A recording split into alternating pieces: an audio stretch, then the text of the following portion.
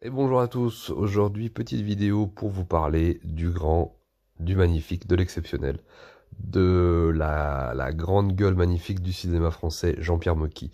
Donc Jean-Pierre Mocky, voilà, on va dire pour moi l'un des réalisateurs les plus, l'un des réalisateurs français les plus intéressants, même si évidemment il a fait un nombre incalculable de films où il n'avait pas l'argent, pas le temps, voilà, c'est quelqu'un qui galérait beaucoup pour faire ses films. Et il a fait il a fait du chef-d'œuvre jusqu'à des trucs complètement nanardesques, voilà. Mais ce qui était vraiment en fait magnifique avec ce réal, c'est que bon, en plus de toutes ces envolées sur les plateaux télé où il est à la fois politiquement incorrect, hyper drôle, provocateur, libertaire, et en même temps, voilà, de mauvaise foi ou un peu mytho par moment. Voilà, c'était une espèce voilà, de grande gueule, une des dernières. Franchement, à la télévision, si vous regardez ces interviews, c'était un des derniers mecs qui ouvrait sa gueule, qui était politiquement incorrect, qui disait un peu n'importe quoi. Enfin, c'était vraiment une bouffée d'air frais face à cette espèce d'époque complètement morte et aseptisée, et sans aucune vie, sans aucune âme. Il y avait encore ce mec qui était là pour secouer un petit peu le prunier, quoi. C'était un petit peu la gauche, moi, que je respecte beaucoup. C'est cette gauche un peu libertaire des années 50, 60, 70, qui avait encore voilà, qui avait encore une vraie conscience sociale, une vraie conscience populaire, une vraie conscience de classe, qui faisait vraiment encore des films pour les petites gens, pour le peuple, et qui traitait absolument tous les sujets. Ce qui était très intéressant avec Moki, c'était un mec qui traitait de plein de sujets différents que ne traitait pas le cinéma français. Parce que si les mecs faisaient ça dans le cinéma français, ils n'étaient pas financés, etc. D'ailleurs, c'est pour ça qu'il avait toujours d'énormes galères pour faire ses films. Personne voulait jamais le produire, ou il disait attention ce sujet-là, machin. Et lui, il voulait faire des sujets sur tout. Il a fait des sujets sur voilà, tous les sujets sociaux et sociétaux français des années 50, 60, 70, 80, 90, 2000, dans tous les domaines. Tout le monde en prenait pour son grade, absolument tout le monde en prenait pour son grade, la droite, la gauche, toutes les religions, toutes les races, tout ce que vous voulez. C'était voilà, c'était du cinéma libre, mais qui était très difficile à faire.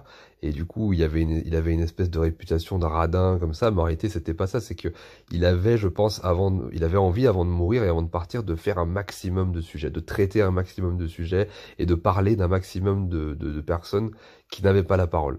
Et voilà, donc voilà, le plus intéressant en fait, au-delà de, même s'il a fait des très bons films, hein, moi honnêtement, La Cité de l'Indicible Peur, Un drôle de paroissien, voilà tous les films qu'il a fait avec Bourvil, voilà, qui sont des super films, très bizarres. Il faisait souvent des films très bizarres.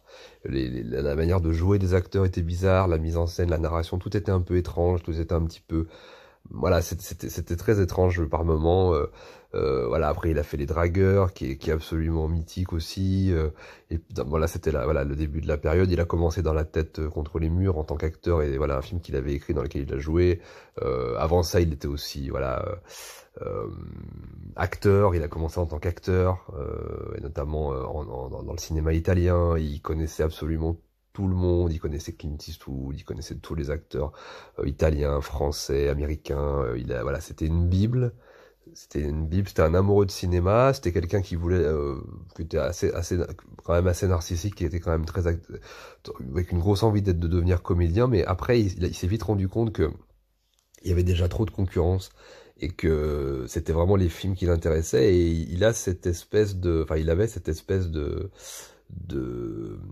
de contact avec le peuple, et une envie de parler des prolos et des petites gens et du peuple en fait. Et c'était un peu ce qui le caractérisait. Et il était vraiment très énervé qu'on ne finance pas ses films, et qu'on ne finance pas ces films qui abordaient certains sujets de société, certains sujets sociaux, certains drames. Il a notamment fait un film, par exemple, sur un sujet qui est très important pour moi, et que je trouve absolument horrible, c'est euh, la pédophilie dans les réseaux politiques, etc. Et il l'a abordé dans un de ses films qui s'appelle Les Ballets Écarlates, je crois, qui est vraiment un nanar, mais voilà, très mal foutu, très mal joué, pas fin du tout, avec pas beaucoup, on sent qu'il a pas du tout de budget, etc. Et où il effleure, voilà, ces espèces de réseaux, où il en parle un peu, et c'est assez courageux. Alors je sais qu'il y a eu d'autres films qu'on en parlait dans le cinéma, que c'est toujours un sujet très compliqué. Mais lui, voilà, il en a parlé, et il a parlé de plein de choses. Il a parlé des postiers, il a parlé, voilà, des dragueurs, il a parlé il a parlé de mai 68, il a critiqué mai 68, voilà, dans le film Solo aussi, qui est super bien, avec la déception qu'il avait de mai 68, lui qui était libertaire, etc. Il avait, et là, il a traité plein de sujets, il a fait des films d'horreur, il a fait des comédies, il a fait des drames, il a travaillé avec pratiquement les plus grands acteurs français. Il a travaillé avec vraiment tout le monde, Bourvil, Fernandel, Michel Serrault, même Marielle, Carmet, etc. Il a travaillé avec vraiment avec tout le monde voulait travailler pour lui. Il a travaillé vraiment avec tout le monde et il a fait presque une centaine de films, je crois, peut-être même plus d'une centaine de films. Et c'est quelqu'un qui tournait beaucoup avec peu de budget. Voilà, finalement aujourd'hui on se souvient plus de lui pour ses pétages de câbles à la télé, ses énervements télé qui sont super drôles, moi je trouve, et puis l'émission de striptease, le parapluie de Cherbourg, où voilà, il est très en colère sur le tournage, et on se souvient, voilà, de ses colères, on se souvient qu'il insulte un peu tout le monde, voilà, voilà, c'est une espèce de connard libertaire magnifique qui traitait de sujets, qui avait les couilles de sortir des films et de traiter de certains sujets qui n'étaient pas du tout traités en France. Et c'était un des derniers à faire ça. Après ça, on va dire que les vrais gens voilà, la vraie couille de gauche, après lui, ça a totalement disparu. Il n'y a plus un seul mec avec cet esprit-là qui fait des films aujourd'hui. Et ce mec a galéré toute sa vie pour faire des films. Et bon, bah, c'est ce qui va rester, c'est vraiment une poignée de chefs-d'œuvre, beaucoup de très bons films, et puis aussi beaucoup de mauvais films, mais qui avaient au moins voilà, les couilles de parler de certains sujets, d'aller vraiment voilà, devant le champ de bataille, et d'affronter un petit peu à la fois les critiques, les journalistes, les médias, la bien-pensance, le mainstream, la famille du cinéma, etc. C'est quelqu'un qui avait vraiment, voilà, cette grande gueule salutaire, et qui avec un esprit très français, en fait, voilà, de grande gueule mythique. Donc voilà, petite vidéo sur Jean-Pierre Mocky. J'aurais pu faire beaucoup plus, mais je crois que voilà, je vous invite à regarder ces films. Là, il y a eu une rétrospective sur Paris, donc je suis allé voir beaucoup de films. Il passait beaucoup de films dans une salle, dans une petite salle indépendante sur Paris, où j'ai découvert et redécouvert beaucoup de films. Voilà, je pourrais en citer plein. Il y a évidemment À mort l'arbitre, le film Litan, par exemple, qui est une espèce de film d'horreur très étrange. Voilà, il y a beaucoup de films très étranges comme ça, très intéressants. Voilà, donc je vous invite à vous pencher sur la carrière de Jean-Pierre Mocky, grande gueule mythique et libertaire du cinéma, qui fait vraiment du bien dans cette époque complètement aseptisée et totalement folle. Voilà, je vous embrasse, prenez soin de vous, et à très bientôt.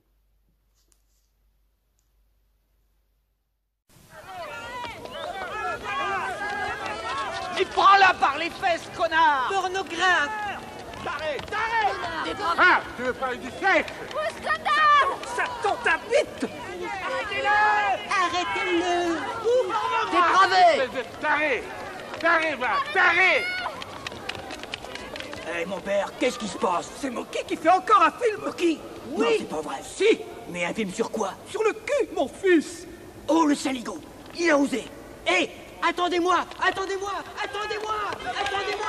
Faudra lui arracher les yeux! Et lui bouffer les couilles! Oh oui, moi! Mais non, il y avait bien une scène de sodomie dans le Je sais film. pas, en tout cas, j'ai vu deux gars qui sont mangés comme Il y des avait deux bêtes! lesbiennes, dis donc! Il paraît que deux frangines se dégustaient la cosse trésor! Oui, mais il assassine la société, le salaud! Mais où Ouvre-moi! Ouvre-moi, ils vont me tuer! Je vais pas me faire lyncher pour tes conneries, Jean-Pierre, écoute. Mais tu es le producteur du film! Le voilà là-bas!